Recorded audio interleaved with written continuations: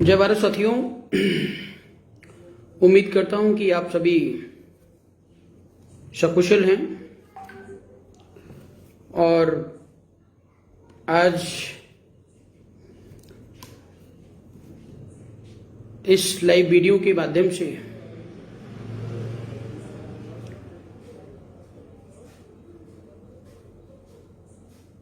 मान्यवर कांशीराम जी जो बहुत ही अच्छे महान समाज सुधारक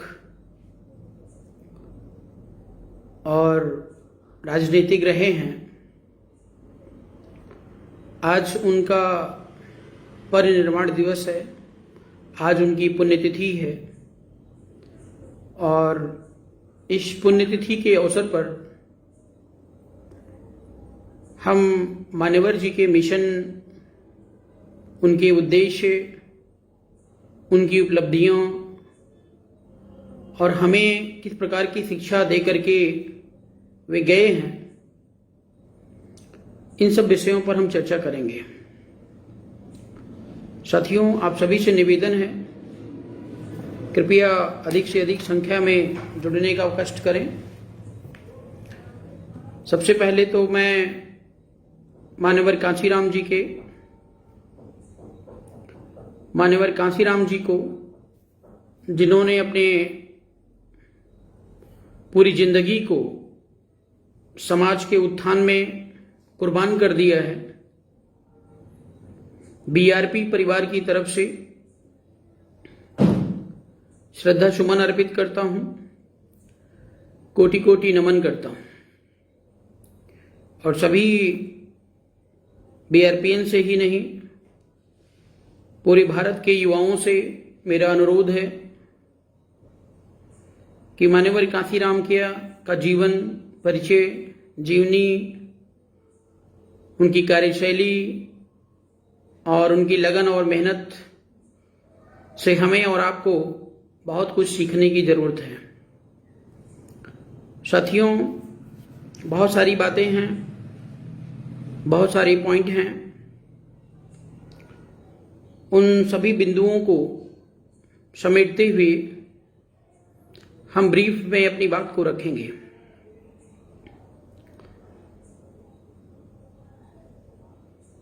जब भी आप कोई काम करने जाते हैं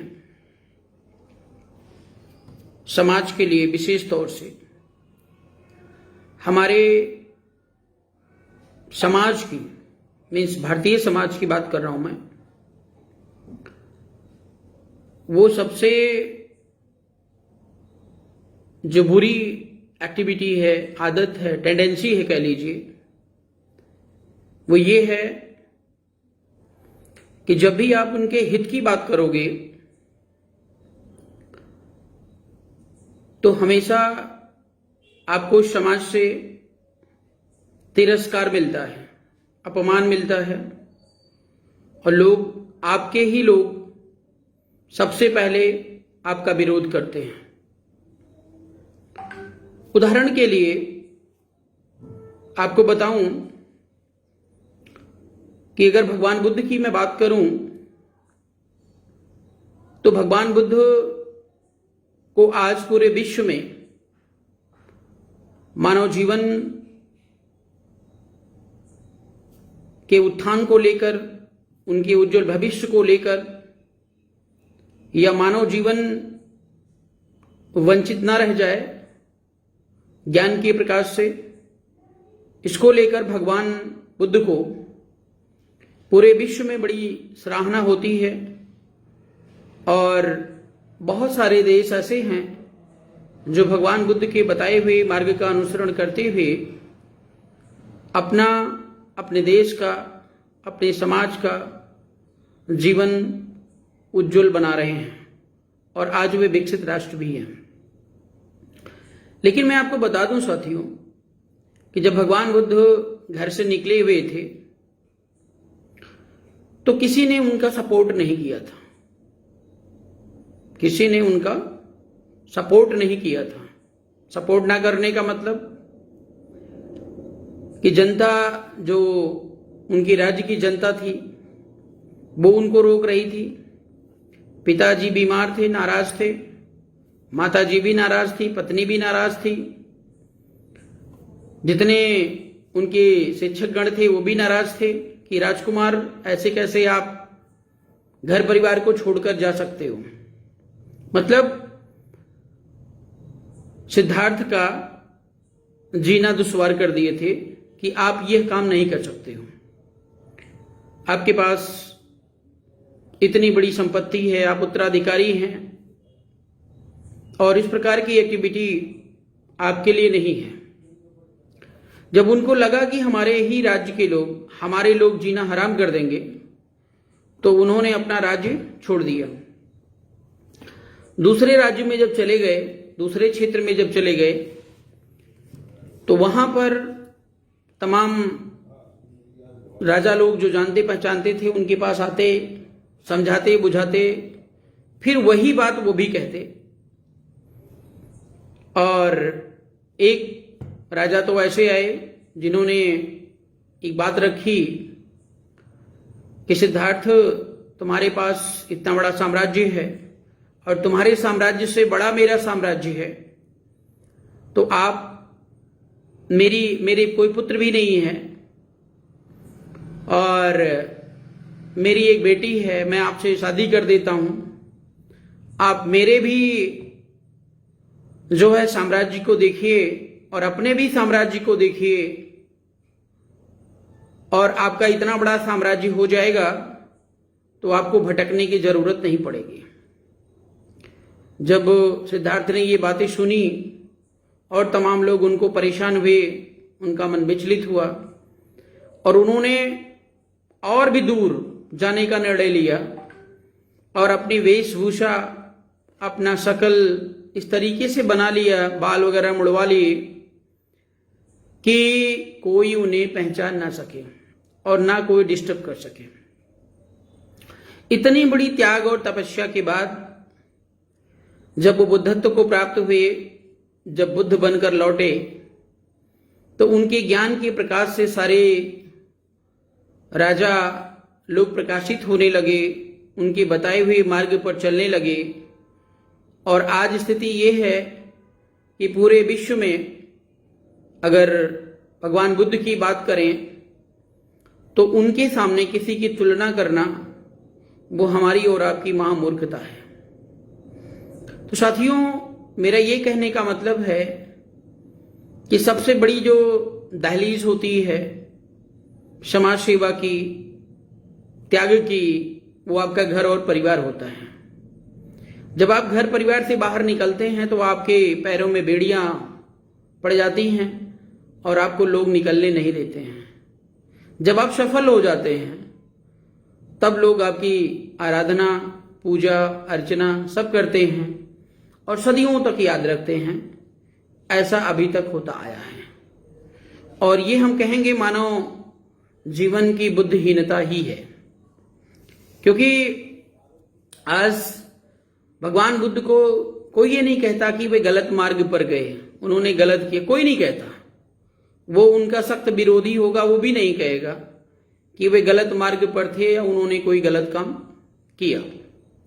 ऐसे ही हमारे समाज में, मीन्स हमारे समाज का मतलब एक ऐसा समाज जहां पर हर व्यक्ति को जीने खाने का बराबर का अधिकार और सम्मान हो, मीन्स मानव एक समान की बात करें।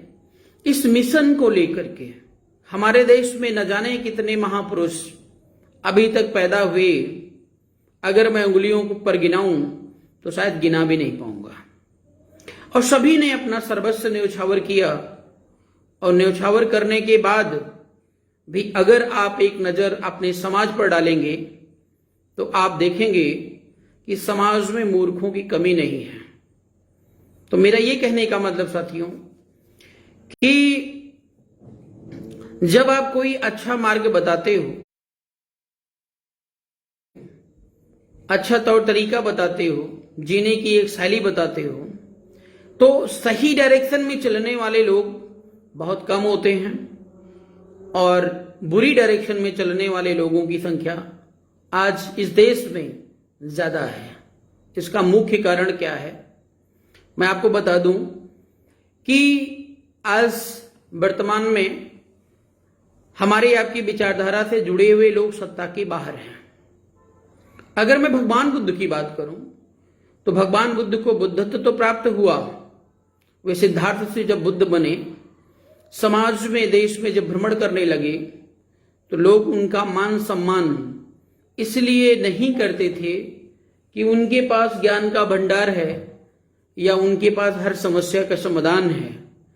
लोग इसलिए भी आते थे कि वे एक राजा के बेटे हैं, मतलब उनकी पोजीशन है कि वे एक राजा के बेटे हैं। अगर राजा के बेटे नहीं होते तो लोग उनकी बात को नहीं सुनते।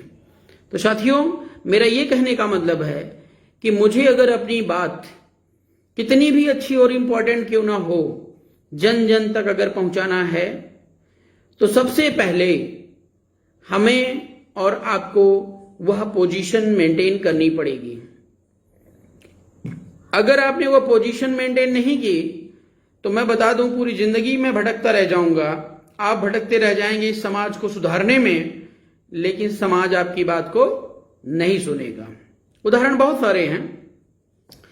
जो बातें मैं बोल रहा हूं दिल की बात, अगर यही बात आपके मिस्टर नरेंद्र मोदी जी अगर यही बात बोले, वास्तविकता पर काम करें और पूर्णतया बुद्ध के मार्ग का अनुसरण करें, तो मैं बता दूं हमारे बताने से अगर 100 लोग प्रेरित हो रहे हैं तो नरेंद्र मोदी जी के बताने से करोड़ों और लाखों लोग प्रेरित होंगे।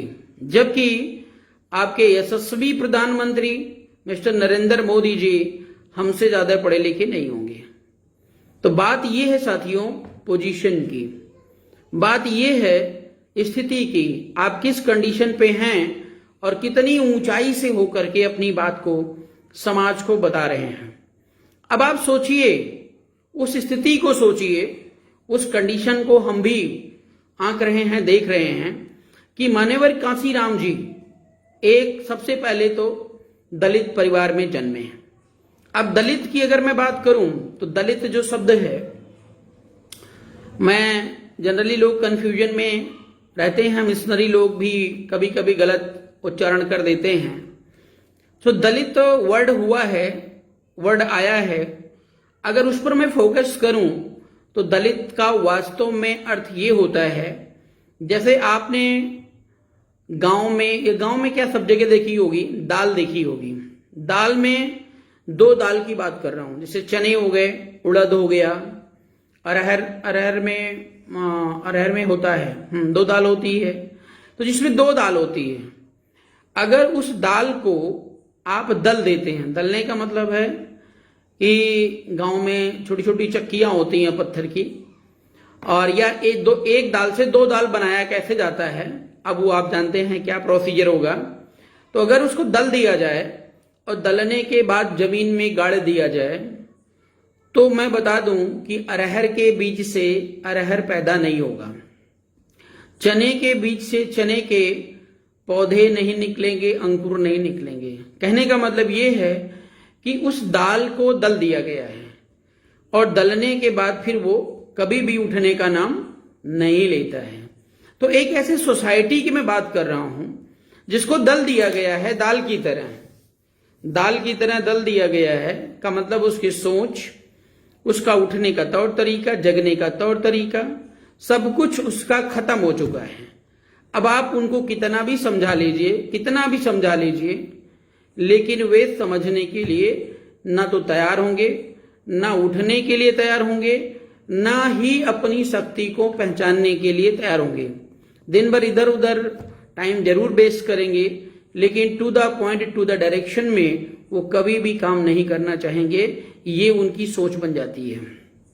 तो ऐसी ही सोसाइटी को, ऐसे ही लोगों को दलित कहा जाता है और उनकी सोच मर चुकी होती है। तो जो मान्यवर कांसीराम जी थे, मान्यवर कांसीराम जी एक दलित सोसाइटी के नायक बने थे, या दलित सोसाइटी में उनका जन्म हुआ था। तो दलित उन शोषणकारी नीतियों को देखा, समझा और दर्द को महसूस किया, जैसे बाबा साहब भीमराव अंबेडकर ने किया। तो जब महसूस किया तो अगर आपको क्या कहते हैं, एसी में बैठा हुआ व्यक्ति कभी भी क्रांति रिवॉल्यूशन नहीं लाता है। तो मैं आपको बता दूं कि मान्यवर कांसीराम को असिस्टेंट साइंटिस्ट के पद पर भी काम कर रहे थे पुणे में। तो उनको ये लगा कि नहीं, जो है मुझे यहां जरूरत कम है और जरूरत हमें सोसाइटी में ज्यादा है। तो उन्होंने नौकरी वगैरह को छोड़ छाड़ के समाज के उत्थान में कूद पड़े। अब समाज के जब उत्थान में कूद पड़े, जैसे हम अभी लगे पड़े हैं, तो जब समाज के उत्थान में कूद पड़े तो कूदने के बाद जब तक जनता का समर्थन नहीं होता है और साथ नहीं होता है, तब तक कौन सा नेता। अकेला आप कहीं चले जाइए, थाने में चले जाइए, कहीं रोड पे धरना बैठ जाइए, कोई आपको पूछने वाला नहीं है। तो जनता का समर्थन चाहिए था। उस जनता के समर्थन के लिए अब आप सोचिए, एक नौकरी करने वाला व्यक्ति, सिंपल नौकरी करने वाला व्यक्ति कितना अमीर हो सकता है। यही मैं आपको फिर बताता हूं। कल भी मैंने कल नहीं परसों अपने लाइव डिबेट में, मतलब लाइव जब मैं फेसबुक पर था, तो मैंने ये चीज बताया था कि जीरो लेवल से राजनीति को खड़ी की जा सकती है। लेवल से राजनीति की मैं बात कर रहा हूं। समाज में वो गए, लोगों को कैडर देना शुरू किया, समझाना शुरू किया। मैं छोटा सा था, 84 की मेरी डेट ऑफ बर्थ है।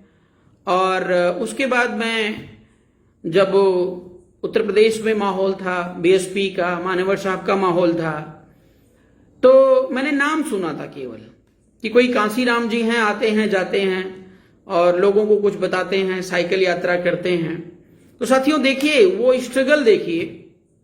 शुरुआती दौर में गरीबों के घर पे जाना, दलितों के घर पे जाना, उन्हें समझाना कितना मतलब डिफिकल्ट टास्क था।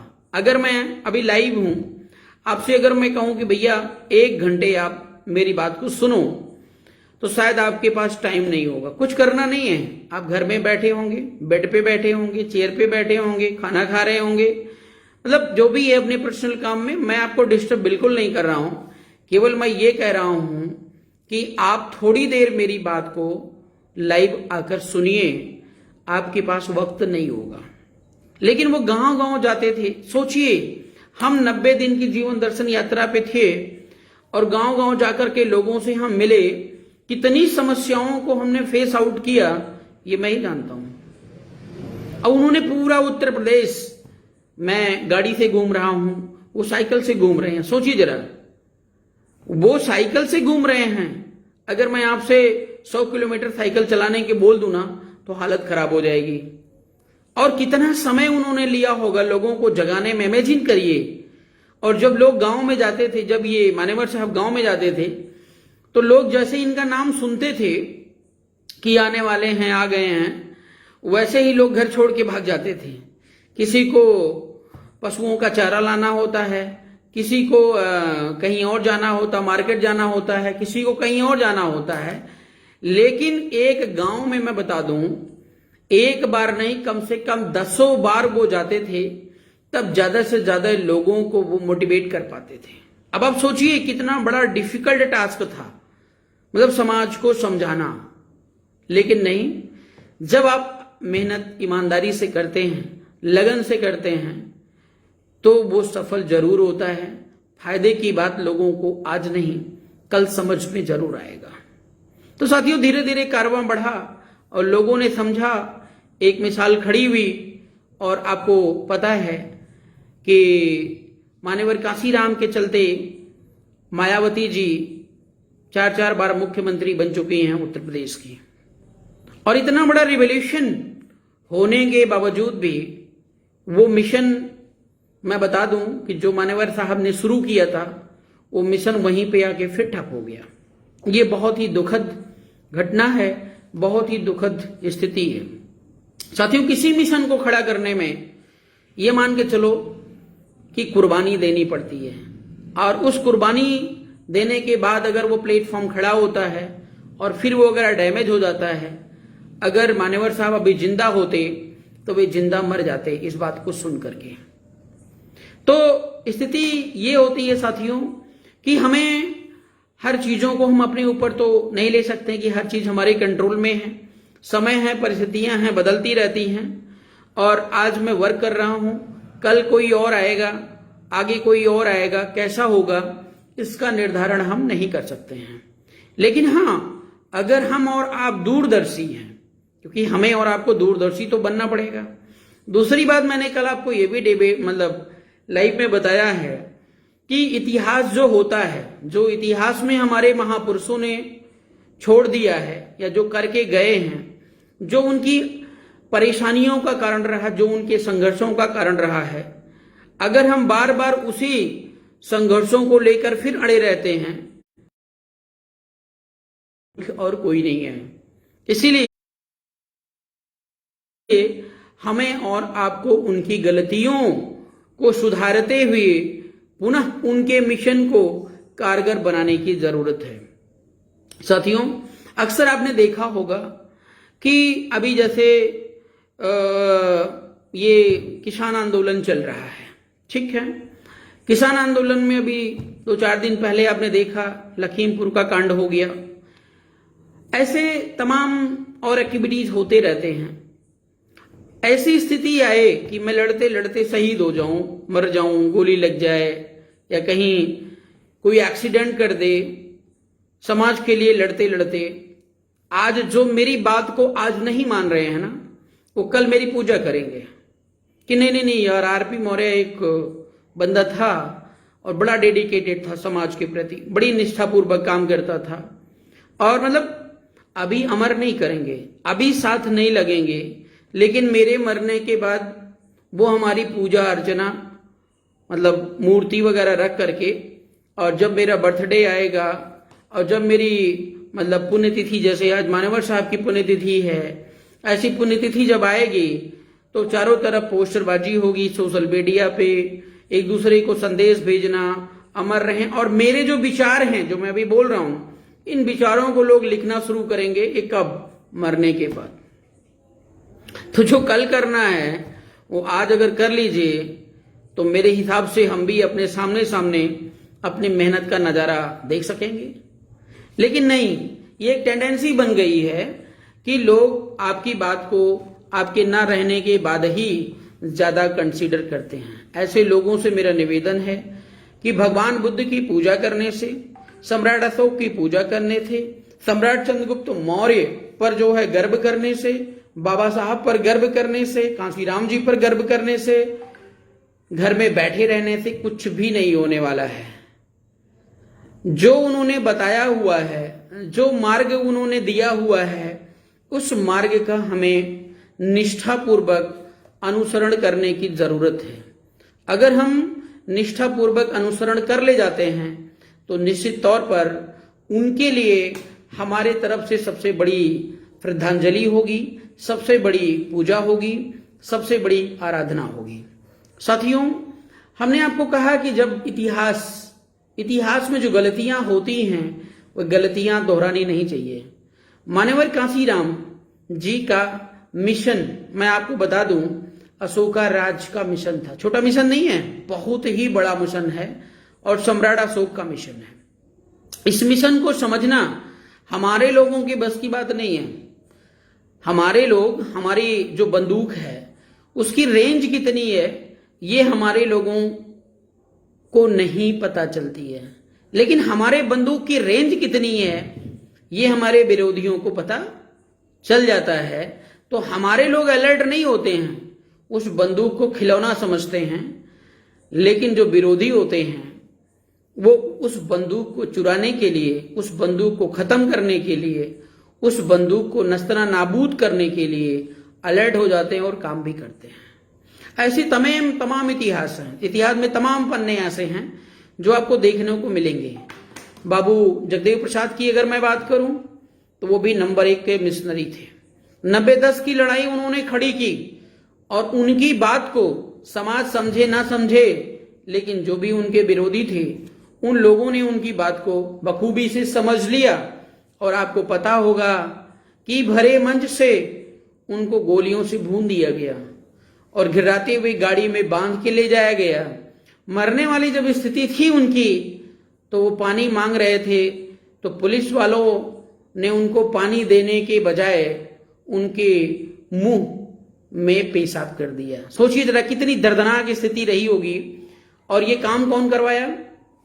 ये काम करवाने का जो कार्य था वो कांग्रेस सरकार ने करवाया है। जो आज कांग्रेस सरकार लखीमपुर हत्याकांड को लेकर के बड़ा मोह दिखा रही है, बड़ा प्रेम दिखा रही है किसानों के प्रति, वही सोनिया गांधी का परिवार उस समय बाबू जगदेव प्रसाद की हत्या करवा देता है। क्यों? मेन कारण ये होता है कि ऐसे लोग अगर शासन सत्ता में आ जाएंगे तो इनका मिशन और उद्देश्य पूरी तरह खत्म हो जाएगा। इस डर को लेकर के कि जो है तमाम ऐसे एक्टिविटीज होते रहते हैं जिनमें अपने विरोधियों को खत्म कर देने का पूरा प्लान होता है। ठीक ऐसे ही मान्यवर कांशीराम जी का जो मिशन था अशोका राज का, वो अशोका राज का मिशन मैंने आपको पहले बताया कि अतुलनीय मिशन है। उस मिशन को समझना आसान काम नहीं है। आज हमारे दलित में स्पेशली अगर मैं बात करूं SC ST भाइयों के, तो SC ST भाई जितने भी हैं, चाहे वो लीडर हैं और चाहे समाज सेवी हैं, वे लोग सिर्फ जय भीम में उलझे हैं, मान्यवर साहब में उलझे हैं। और उन्होंने जय भीम मीन्स बाबा साहब भीमराव अंबेडकर का जो दायरा है बहुत छोटा कर दिया।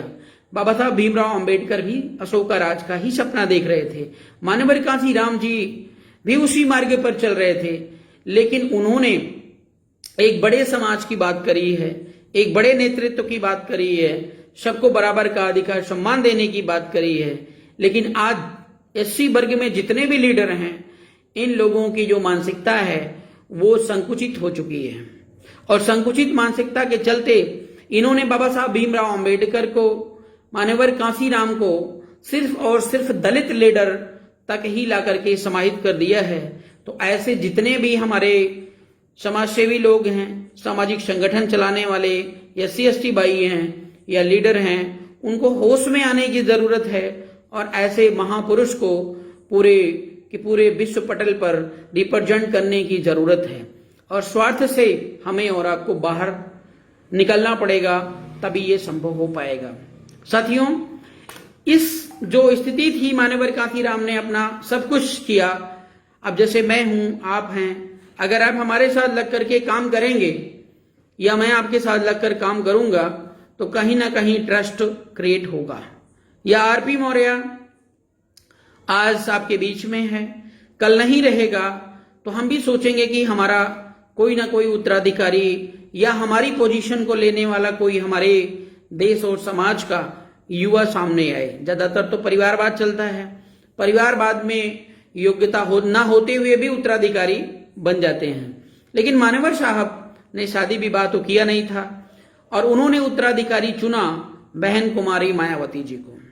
और उत्तराधिकारी चुनने के बाद बहन जी को काफी ट्रेंड किया, जगह जगह लेकर उनके साथ घूमे, बहुत कुछ ट्रेनिंग दी। और जब बात यही आती है कि जब अपनों में खोट हो तो विरोधी को दोष नहीं देना चाहिए। साथियों, आज भी वही स्थिति हमारे समाज की है।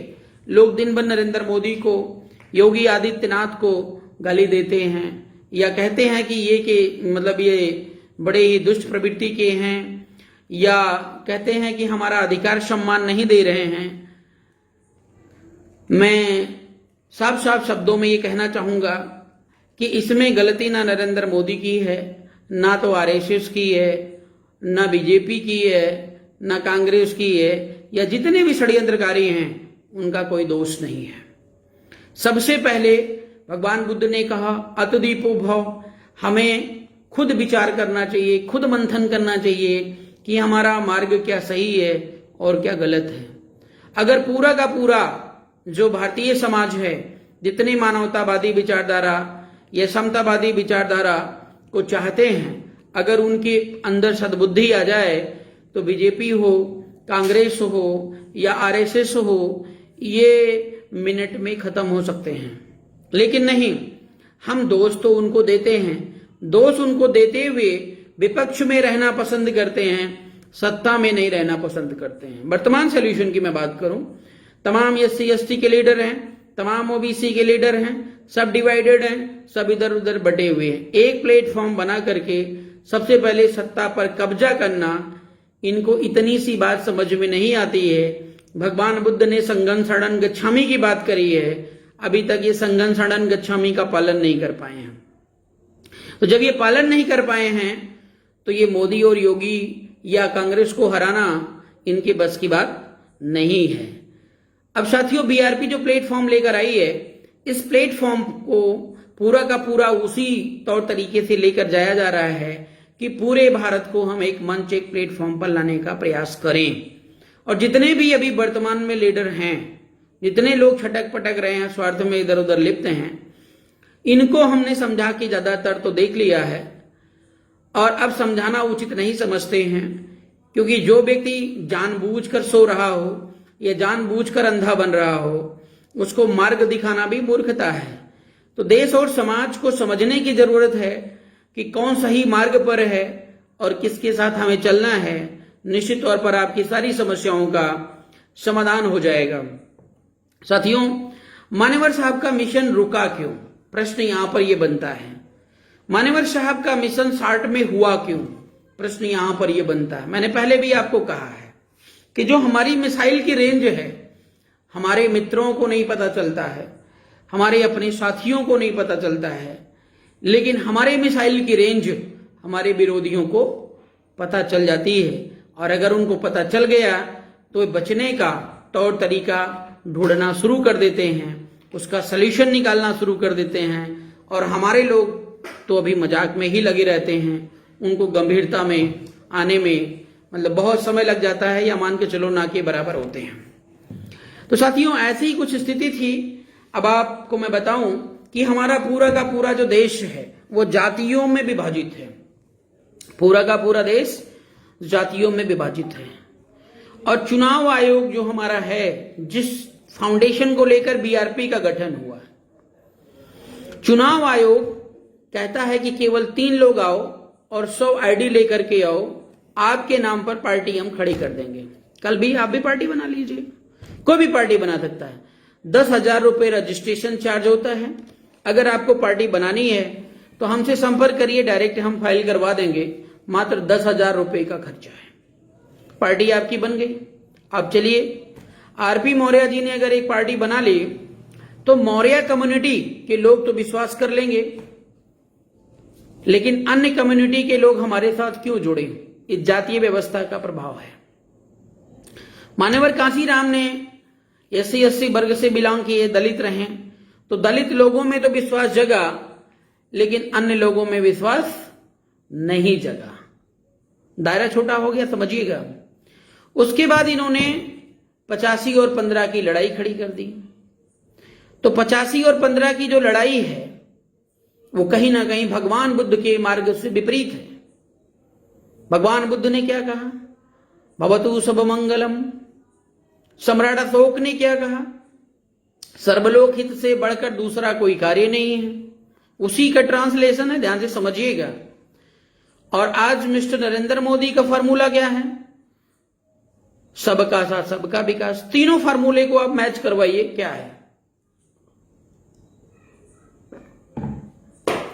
तीनों फार्मूला एक ही है। सीधे सीधे सम्राट अशोक के बाद इस फार्मूले को अडॉप्ट किया मिस्टर नरेंद्र मोदी ने। और नरेंद्र मोदी इतने चालाक और चतुर व्यक्ति हैं कि वे आपके मटके का मक्खन खा जाएंगे और अपना नाम बता देंगे कि मेरा भी मटका था, मेरा मक्खन था। आपका नाम नहीं लेंगे, मतलब दर धूर्तता। तो भगवान बुद्ध ने भवतु शुभ मंगलम, सम्राट अशोक ने सर्वलोक हित से बढ़कर दूसरा कोई कार्य नहीं, और उसके बाद नरेंद्र मोदी ने सबका साथ सबका विकास की बात करी। आज देखो, सम्राट अशोक सफल रहे, भगवान बुद्ध अपने जीवन में सफल रहे, और नरेंद्र मोदी गलत रास्ते पर जाते हुए भी वह व्यक्ति सफल है। क्यों? क्योंकि फार्मूला अगले ने सही लगाया। हमारे बाबू जगदेव प्रसाद ने, हमारे मान्यवर कांसीराम जी ने जो फार्मूला लगाया वो फार्मूला पहले से ही डैमेज कर दिया, मानव मानव में भेद पैदा कर दिया, मानव मानव में तिरस्कार पैदा कर दिया। और ये छोटी सी गलती रही है और इस गलती के चलते मिशन पूर्णतया चौपट हो गया। बीआरपी ने इन सब चीजों को रिजाइन कर दिया है। बीआरपी कहती है सम्राट अशोक के मार्ग पर है, जो व्यक्ति नीति नियम के अनुसार सही है वो हमारा है, जो व्यक्ति नीति नियम के खिलाफ जाता है वो हमारा सगा भी होकर के पराया है। सम्राट अशोक ने यही किया था। अपने भाइयों को जब उन्होंने काटा था तो क्यों काटा था?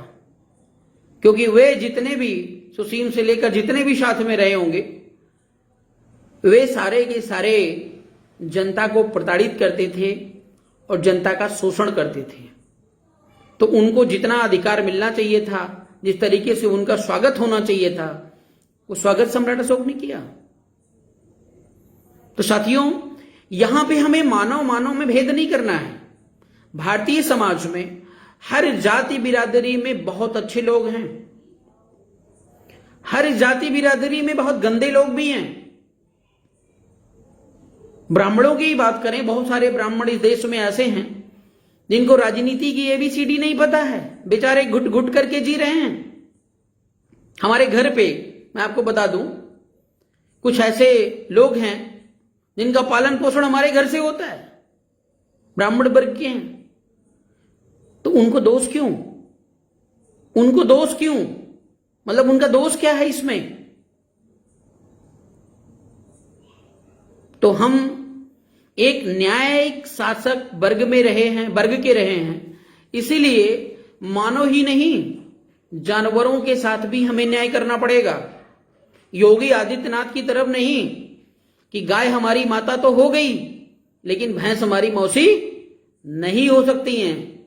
गाय को काटना प्रतिबंधित हो गया लेकिन भैंस को काटना चालू है, बकरी को काटना चालू है, या अन्य जानवरों को काटना चालू है। ये न्याय नहीं है, ये अन्याय है।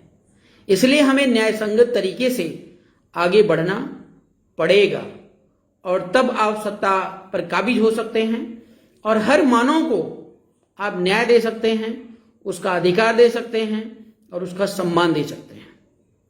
इन्हीं बातों को लेकर के मान्यवर कांसीराम जी के जब मिशन को विपक्ष के लोगों ने समझा कि यह व्यक्ति 80-85 की जो लड़ाई लेकर चल रहा है आगे चल करके उनके लिए खतरनाक साबित हो जाएगा, उन्होंने इनका सॉल्यूशन निकालना शुरू कर दिया। और सॉल्यूशन में ये पड़ गए अकेले। अकेले का मतलब आजकल जमाना ऐसा हो गया है कि पार्टी जो है वो एक व्यक्ति के नाम पे चलती है। पार्टी संघ नहीं रहा। अखिलेश यादव की पार्टी अखिलेश यादव के नाम से चल रही है, मायावती की पार्टी मायावती के नाम से चल रही है, कांग्रेस पार्टी सोनिया गांधी के नाम से चल रही है।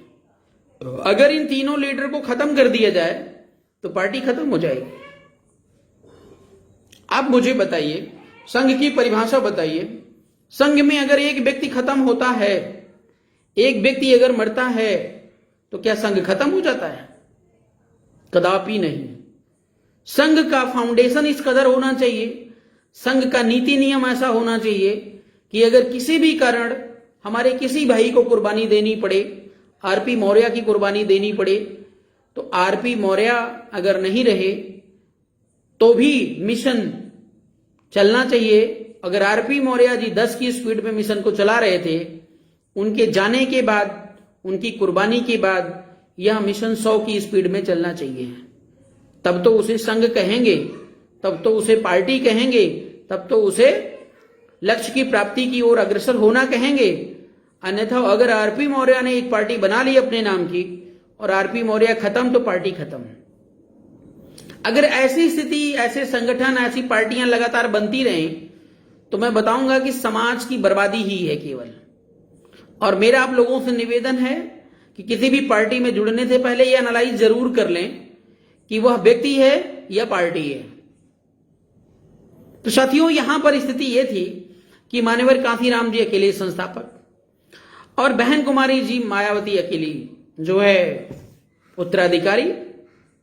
तो अब आरएसएस वालों को करना क्या था? या तो दोनों को खत्म कर देना था और या तो दो में से एक को कमजोर करना था। तो मान्यवर साहब तो पक्के पकाए थे, उनको कंट्रोल में लाना आरएसएस के बस में नहीं था। जैसे बाबू जगदेव प्रसाद को कांग्रेस वाले समझा समझा के थक गए, लेकिन बाबू जगदेव प्रसाद ने कांग्रेस वालों को नहीं समझा, उनकी एक भी बात नहीं सुनी। यहां तक कि बाबू जगदेव प्रसाद को प्रधानमंत्री भी बनाने को कांग्रेस तैयार थी। चाल खेली, दांव खेला, राजनीति है ये, छल दम भेद। जितने भी ये मानवता के पुजारी अभी बन रहे हैं, जिनको किसानों पे दर्द हो रहा है, मैं पूछना चाहता हूं, कांशीराम जी किसान नहीं थे। मैं पूछना चाहता हूं, बाबू जगदेव प्रसाद किसान नहीं थे। अखिलेश यादव को ले लीजिए, रामवृक्ष यादव ने कम से कम 30-40 किसानों की हत्या करके जमीन को कब्जा कर लिया था। क्या वे किसान नहीं थे? लेकिन नहीं, जब राजनीतिक सुख भोगने वाली बात आती है तो हमारा तुम्हारा ही गला काटने पर आमादा हो जाते हैं। आज उत्तर प्रदेश ही नहीं, और सबसे ज्यादा चरम पर तो उत्तर प्रदेश है। हर विधानसभा पे गुंडे मवालियों का राज है। आम जनता ना विधायक बन सकती है और ना विधायकी के लिए लड़ सकती है। छोटी मोटी एक्टिविटी वो भले कर ले, जहां जीतने की कंडीशन में आएंगे तुरंत वहां पर उनको मार दिया जाएगा। और इन गुंडों को पाल कौन रहा है? बीजेपी कांग्रेस जैसे लोग पाल रहे हैं, और जिसके चलते उनको दिन प्रतिदिन उनका जो लेवल है वो बढ़ता चला जा रहा है। अजय मिश्रा को देख लो, सेंगर को देख लो, और कितनों को मैं बताऊं, नाम लेना ठीक नहीं है, नहीं तो हमारे ऊपर भी टूट पड़ेंगे। आरपी मौर्य जी ने हमारा नाम क्यों लिया था? हमारा नाम क्यों लिया था? हम गुंडे कैसे हुए? हमें पूरा का पूरा सिद्ध भी करना पड़ जाएगा कि तुम गुंडे कैसे हो। लेकिन आप नजर उठा के देखिए, अपने अपने विधानसभाओं की अगर मैं बात करूं, नजर उठा के देखिए, हर विधानसभा में 2-3 गुंडे जरूर, माफिया जरूर पल रहे हैं, जो विधायकी को कब्जा करके बैठे हैं, सांसदी को कब्जा करके बैठे हैं। और वे सारे के सारे बीजेपी या तो जो है, मतलब जितनी जो भी पार्टियां सत्ता में आती हैं उनके यहां पे जाके दामन थाम लेते हैं। और जितना मजबूत आपका कैंडिडेट होगा उतनी मजबूत पार्टी हो जाएगी, क्योंकि वो पूरा इलाका उसके कब्जे में आ जाता है। छोटे मोटे लोगों का कोई नाम ही नहीं होता, सब यही मोटे मोटे लोग खाते पीते रहते हैं। ये स्थिति है। तो आरएसएस वालों ने ये टारगेट बनाया, आरएसएस वालों ने ये टारगेट बनाया कि मान्यवर कांशीराम को खत्म कैसे किया जाए। साथियों, हर चीज का प्रूफ देना वो आपके लिए बहुत डिफिकल्ट बात हो जाएगी। जैसे आप थाने में जाइए और थानेदार ने आपसे डिमांड किया कि 10,000 रुपए लेकर के आइए और मैं आपका ये काम करवा दूंगा, उसका साले का हाथ पैर तोड़ दूंगा। और आप जब थानेदार से मिलने उसके कमरे में जाते हैं, ऑफिस में जाते हैं, तो आपकी चेकिंग कर ली जाती है, आपका मोबाइल बाहर रखवा दिया जाता है, आपके साथ कोई जाने नहीं पाता है, और आपसे 10,000 रुपए की डिमांड की जाती है। अब आप चले गए एसपी महोदय के पास। अब आपने कहा कि सर वो दरोगा वहां पर बैठा हुआ है और वो हमारा काम करने के लिए पैसे मांग रहा है। तो एसपी साहब आपसे ये कहेंगे कि झूठ मत बोलो, आप प्रूफ बताओ, क्या प्रूफ है आपके पास। अब आपसे अगर पूछा जाए कि आप प्रूफ बताओ कि दरोगा पैसा मांग रहा था या नहीं मांग रहा था, तो आप ये मुझे बताओ कि आप प्रूफ क्या देंगे। कोई प्रूफ है आपके पास? नहीं है। कभी कभी सिचुएशन ऐसी होती है कि वो उसका प्रूफ देना भी हमारे आपके लिए डिफिकल्ट होता है। तो हमें और इसको समझने की जरूरत है। बाबा साहब की भी हत्या की गई, आपको पता है, मान्यवर कांशीराम साहब की भी हत्या की गई, और जितने भी आपके षड्यंत्रकारी लोग हैं ना, ये सामने से कम मारते हैं, पीछे से ज्यादा मारते हैं। पुरानी आदत है, इतिहास उठा के देखो, पुष्पमुत्र शुंग से लेकर अभी तक की बात कर लो, इनको पीछे से मारने की आदत है, आगे से नहीं। आगे इनका आधार ही नहीं है। ना कोई फाउंडेशन है ना कुछ। तो बहन को कब्जे में लेते हैं, बहन कुमारी मायावती जी को कब्जे में लेते हैं। अब देखिए, एक जो शिष्य है वो गुरु के खिलाफ जाता है। सोचिए, सत्ता इतनी खतरनाक चीज होती है। आपने सुना होगा ना, बाप बेटे का नहीं होता, बेटा बाप का नहीं होता। वो सत्य है। यहां पर बहन कुमारी मायावती जी अपने गुरु मान्यवर कांशीराम के खिलाफ चली गई। मान्यवर साहब ये चाहते थे कि मैं प्रधानमंत्री बनूं तो पूरे भारत को बदल के रख दूंगा। तो आरएसएस वालों ने ये सपना दिखाया इन्हें कि वो प्रधानमंत्री क्यों बनेंगे, मैं प्रधानमंत्री तेरे को बना दूंगा, छोड़ इनको, जाने दे। अब मायावती जी को ये लगा, हाँ बात तो फायदे की है, ये बुढ़ऊ काहे को प्रधानमंत्री बनेंगे, प्रधानमंत्री मैं बन जाऊंगी सबसे पहले। और मायावती का तो भाई स्वार्थ आप चरम पर है, ये तो आप जानते ही हैं। अभी भी एटीट्यूड चरम पर है। आज मैं एक उनका स्पीच सुन रहा था, शर्म आनी चाहिए मायावती को। भाषण देने गई थी, कहीं कार्यक्रम था लखनऊ में, ज्यादा तो मैं डिटेल में जानना नहीं चाहता। 2 पन्ने का खर्रा लेकर के और उसे रीड कर करके बोल रही हैं। अब आप सोचिए, जिस व्यक्ति के अंदर कैपेसिटी होगी, क्षमता होगी, टैलेंट होगा, वो किताबों में देख के बोलेगा, पन्नों में देख के बोलेगा। हम भी कहीं कहीं मंचों पर जाते हैं तो मंच पे जाने से पहले हम सोचते हैं यार कुछ टॉपिक को हम लिख लेते हैं और वो टॉपिक मैं बोलूंगा। तो मैं जब भी उस टॉपिक को लिख करके ले गया हूं, अभी तक ज्यादा नहीं 2-3 बार ले गया हूं, तो वो पूरा का पूरा टॉपिक धरा का धरा वहीं पे रह जाता है। कार्यक्रम की टेंडेंसी, कार्यक्रम के लक्ष्य और उद्देश्य को देखते हुए हमने अभी तक कोई पर्चा लेकर के पब्लिक प्लेस पे अपनी बात नहीं रखी है। अब आप सोचिए कि अगले के अंदर कहीं न कहीं या तो चोरी की भावना है कि वो कहीं उल्टा सीधा ना बोल जाए, या अगला बोलना नहीं चाहता, या अगला अयोग्य है, कुछ भी हो सकता है। ऐसा व्यक्ति ही पन्ना लेकर पड़ेगा। तो साथियों, मायावती जी को ये लगा कि नहीं, ये मेरे लिए बहुत अच्छी योजना और प्लानिंग है। जैसे अभी हमारे समाज में तमाम लोग लगे हैं, स्वामी से लेकर केशव तक, इनको भी लग रहा है कि मेरे लिए बहुत बड़ा बेनिफिट है और पका पकाया आम खाने को मिल रहा है। पेड़ हमने लगाया नहीं, लेकिन पेड़ के नीचे अगर कुर्सी लगा दी गई है तो आम गिरेगा तो मिलेगा ही। तो साथियों, उनकी दुर्दशा भविष्य में क्या होगी ये तो भविष्य निर्धारित करेगा, लेकिन अभी उनको आनंदमय फील हो रहा है। ऐसे ही बहन कुमारी मायावती जी को आनंदमय लगा और कांशीराम बीमार पड़े और अस्पताल में गए, और अस्पताल में जाने के बाद वो फिर लौट कर वापस नहीं आए। मैं प्रत्यक्ष गवाह तो नहीं हूं, लेकिन उदाहरण मैं आपको बता दूं कि बाबा साहब भीमराव अंबेडकर की शादी मरते वक्त पंडित जवाहरलाल नेहरू की बहन से करवा दिया गया था सेवा के लिए, और अंतिम मोमेंट में वो सही भी होने वाले थे, इंजेक्शन देकर उन्हें मार दिया गया। अब आप देखिए, अगर आपकी बॉडी में इंजेक्ट करवा दिया जाए तो क्या कंडीशन होगी आपकी। आप वहां लड़ाई तो नहीं लड़ रहे हैं, या कोई चमत्कारी भगवान तो है नहीं कि सारी चीजों को आप निष्क्रिय कर देंगे। अभी कोरोना काल में आप उदाहरण ले लीजिए, तमाम सारे ऐसे लोगों को इंजेक्शन के माध्यम से मार दिया गया। डॉक्टर लोग इंजेक्शन लगा के किडनी निकाल ले रहे हैं, बेच ले रहे हैं। कहां नरेंद्र मोदी सो रहे हैं, कहां योगी आदित्यनाथ सो रहे हैं, इनको दिखाई नहीं दे रहा। अगर जरा से भी ह्यूमैनिटी इनके अंदर होती तो ये स्थिति कभी नहीं आती। मान्यवर साहब आज का ही दिन था, अपने को बचाते बचाते और खुद को नहीं बचा पाए। उनकी मुझे ऐसा पता नहीं था, एक बार दिल्ली में जंतर मंतर पर इनकी बहन जी से मुलाकात हुई। किसकी बहन जी? बहन कुमारी मान्यवर कांशीराम जी की सिस्टर से।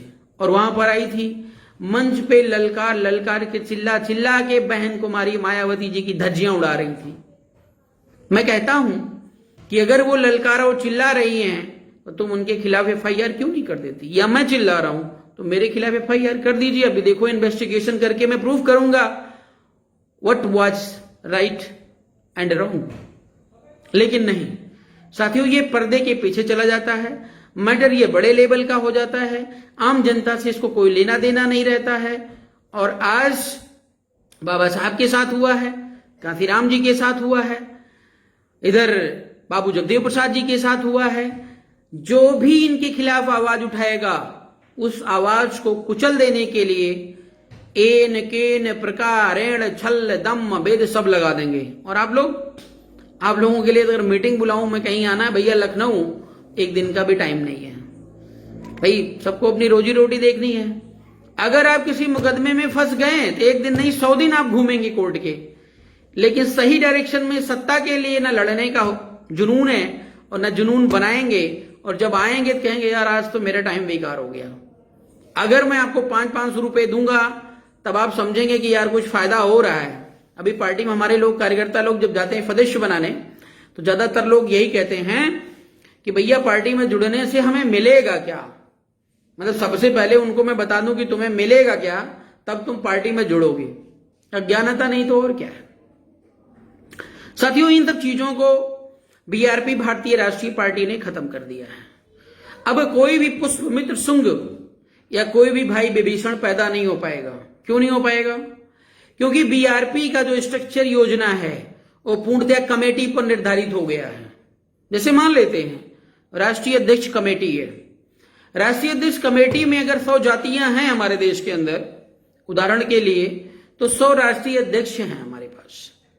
100 राष्ट्रीय अध्यक्ष की जब कमेटी बैठेगी, आरएसएस वाला आरपी मौर्य की आवाज को दबा सकता है, आरपी मौर्य को खरीद सकता है, या किसी को आरपी मौर्य के खिलाफ लगा सकता है, हमारे अपने ही भाई बंधु को, लेकिन पूरी कमेटी को ना कभी खरीद सकता है जिंदगी में, और न पूरी कमेटी को कभी खत्म कर सकता है, और न पूरी कमेटी को किसी तरीके से डाइवर्ट कर सकता है। तो साथियों, ऊपर से नीचे तक जो हमारा पावर है वो पावर डिस्ट्रीब्यूट कर दिया गया है। किसी एक व्यक्ति पर यह पावर कंसंट्रेटेड ना होने के नाते आरएसएस वाले बीआरपी का बाल भी बांका नहीं कर सकते हैं।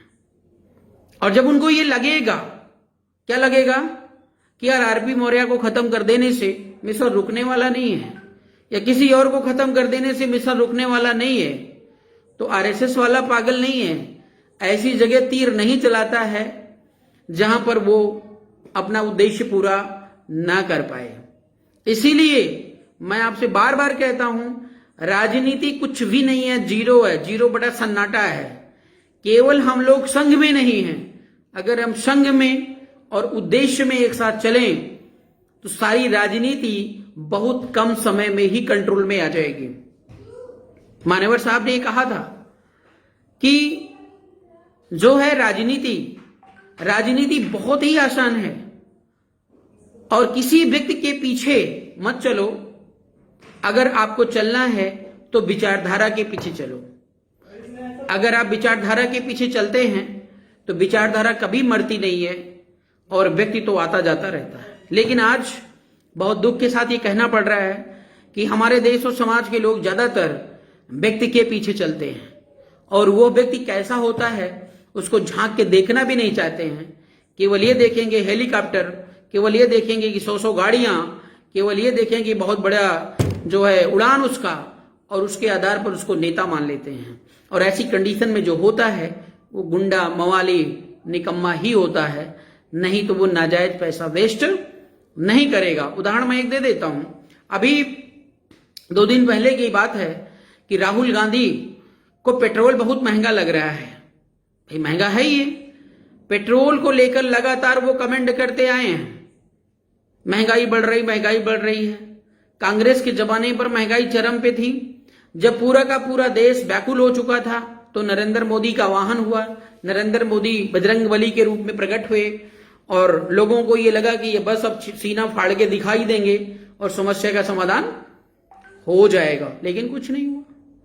तो राहुल गांधी महंगाई को लेकर दिन भर चटर चटर करते रहते हैं। तो जब अभी लखनऊ पहुंचे थे और इनको लखीमपुर जाना था, तो पुलिस वालों ने इनसे ये कहा कि भैया तुम अपनी गाड़ी में ना चलकर हमारी गाड़ी में चलो। तो इन्होंने सीधे सीधे मना कर दिया। क्यों मना कर दिया? इनको अपनी गाड़ी में चलना चाहिए। अगर आप यहाँ दिल्ली से लखनऊ जा रहे हो और बोलो आरपी सर हमारी गाड़ी है तो अपनी गाड़ी ले चलने क्या जरूरत है, केवल जाना और आना है, तो हमसे बड़ा कोई मूर्ख होगा कि जो अपनी गाड़ी लेकर जाऊंगा और वहां पर मैं 10,000 का डीजल डलवाऊंगा, फिर 10,000 का डीजल डलवा कर आऊंगा और ड्राइविंग अलग से पड़ेगी। तो राहुल गांधी ने सीधा मना कर दिया। इसका मतलब साफ है कि उन्होंने डीजल पेट्रोल की ना बचत करनी है और ना डीजल पेट्रोल की चिंता करनी है। बस क्या है कि प्राचीन काल से विदेशी के फॉर्म में इस देश में स्थापित हो गए और सत्ता उनको बरकरार चाहिए। बस यही नौटंकी और ड्रामा है। और हम लोग क्या करते हैं, दिन भर सोशल मीडिया पर या टीवी चैनल पर वही देखते रहते हैं और उन्हीं को नेता मानते हैं, उन्हीं को नेता मानते हैं। ये हमारी सबसे बड़ी मूर्खता है।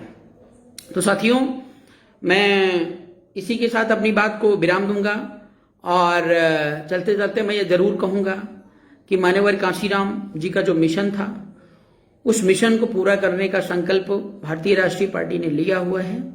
आप सभी का साथ और सहयोग बहुत ही प्रार्थनीय है। आप लोग बिना किसी हिचकिचाहट के बीआरपी पार्टी के साथ लगिए। आपको सत्ता के लिए मत भागिए, आ जाएगी कल आएगी इसकी चिंता छोड़ दीजिए। आप अपने मन को शुद्ध करते हुए स्वच्छता पूर्वक बीआरपी को ज्वाइन करिए। हम सत्ता में हैं या सत्ता के बाहर हैं, आपकी समस्याओं का जो भी समुचित समाधान होगा वो हमारे पास है। आप उसकी टेंशन छोड़ दीजिए। सत्ता में जो मिलना चाहिए रहने के बाद वो तो मिलेगा, लेकिन फाउंडेशन बनाने के लिए और हमें और आपको रुकना पड़ेगा। रुकना का मतलब जान रहे हैं? भगवान बुद्ध ने उसको बोला था, क्या नाम उसका, मतलब भगवान बुद्ध ने बोला, जब वो जा रहे थे तो वो उन पे झपट पड़ा और बोला कि जो है रुक जाओ। तो भगवान बुद्ध ने कहा मैं तो रुका हूं, तू कब रुकेगा? तो सेम वही कंडीशन आज है। हम तो रुक गए हैं, बीआरपी रुक चुकी है, बस आप लोग रुक जाओ, समस्या का समाधान हो जाएगा। साथियों, बहुत सारे कमेंट हैं, आप सभी लोगों ने समय काफी दिया है और मैं सभी का अगर कमेंट पढ़ूंगा अभी तो काफी देर लगेगा। एक मनोज साक्या जी लिखते हैं, केशवदेव मौर्य जिंदाबाद, महान दल जिंदाबाद। एक से एक पागल इस देश में है, क्या बताएं। अखिलेश यादव ने जो है केशवदेव को अपनी गोद में रखा है, केशवदेव को, और केशवदेव रो रो करके बोला कि जो है मेरा एक भी कार्यकर्ता लड़ने योग्य नहीं है। इसी बात को लेकर खुश है कि मैं अखिलेश यादव को मुख्यमंत्री बना रहा हूं। ऐसे केशवदेव मौर्य को मैं कहना चाहूंगा, उनके समर्थकों को कहना चाहूंगा कि अगर कुछ ना कर सको तो 2-4 भैंस खरीद लो और दूध निकालो और बेचो। राजनीति तुम्हारे बस की नहीं है, समाज की बदनामी मत करवाओ, ये मेरा हाथ जोड़ के निवेदन है। और समाज को बेचने का काम बंद कर दो, नहीं तो तुम्हें मुंह की खानी पड़ेगी, आज नहीं कल, मैं आपको बता रहा हूं। ये मेरी चेतावनी भी है और धमकी भी समझिएगा और निवेदन भी समझिएगा, क्योंकि जो पार्टी स्वतंत्रता पूर्वक नहीं लड़ती है और जिसके साथ गठबंधन करती है और उस गठबंधन में अपना अधिकार नहीं मांगती है, अधिकार का मतलब आप समझ रहे हैं कि अखिलेश यादव पिछली बार मुख्यमंत्री रहे हैं, तो क्या केशवदेव मौर्य को मुख्यमंत्री बनाएंगे? नहीं बनाएंगे।